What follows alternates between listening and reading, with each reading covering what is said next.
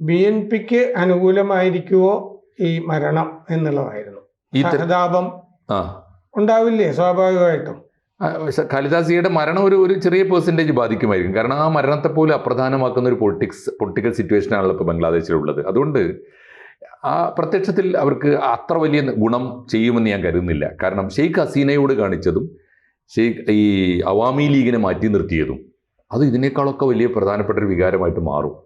എന്തിനീ തെരഞ്ഞെടുപ്പ്, ഇൻക്ലൂസീവ് അല്ലാത്ത തെരഞ്ഞെടുപ്പ് എന്തിനാണെന്നുള്ള ചോദ്യം വരുമല്ലോ. ഒരു പക്ഷേ ഈ തെരഞ്ഞെടുപ്പ് അട്ടിമറിക്കാനുള്ള നീക്കങ്ങൾ തന്നെ വളരെ ശക്തമായിട്ട് അവിടെ നടക്കുന്നുണ്ട്.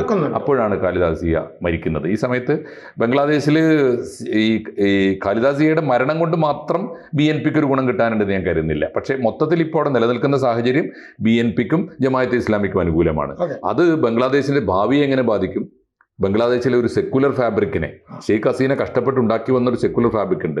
മാത്രമല്ല രാഷ്ട്ര പുരോഗതിയിൽ അവർ ഒരു ബഹുദൂരം മുന്നോട്ട് പോയതാണ്.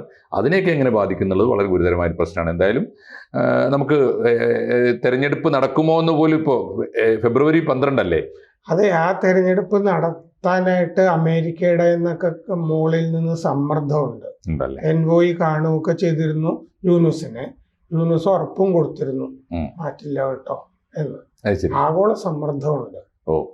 എന്തായാലും ഇനിയിപ്പോൾ കാണാം, നമുക്ക് കാത്തിരുന്ന് കാണാം. എന്തായാലും ഇനിയിപ്പോൾ ഖാലിദാസിയ അത് കാണാനില്ല. അവർക്ക് എന്തായിരുന്നാലും ബംഗ്ലാദേശിൻ്റെ ഈ അത്ര ശോഭനമല്ലാത്ത ഈ ഭാവി അവർക്ക് കാണേണ്ടി വന്നില്ല എന്ന് മാത്രമാണ് ഈ സമയത്ത് നമുക്ക് ആശ്വസിക്കാൻ തോന്നുന്നത്.